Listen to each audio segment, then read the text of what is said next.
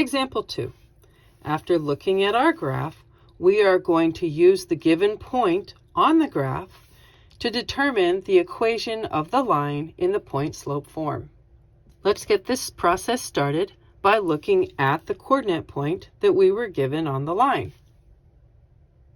Well, we know that all coordinate points are always in the format of x1, y1.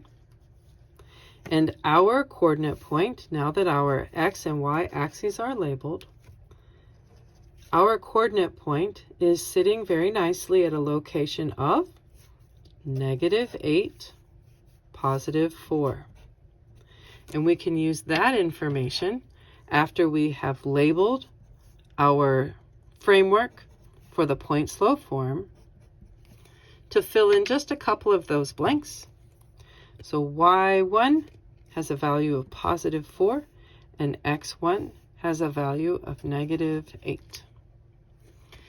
Now that we've got that done, let's go find out what our slope is. This particular slope is looking as though it is traveling in a negative direction. If you go back to our story about the man who died, heard the voices, followed his path, he went down, down, down towards hell. Therefore, this is a negative slope.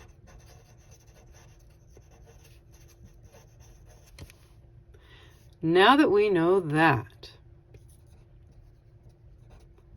when we find our rise and our run, we can go ahead and put a negative out in front of it. Let's go find the couple of clean coordinate points to work with. So we have several on this particular line, on the coordinate plane that were given to us. And I am going to use these two right here. Alrighty, let's do that. So we've got a rise of 2, and we have a run of 6. So our slope is working with a rise of -2 over 6, which definitely reduces to being -1/3. And we are going to place that into our final equation right here for the slope. Now, again, you might be asking, hey, do I need to clean this up? I think we have some extra negatives in here.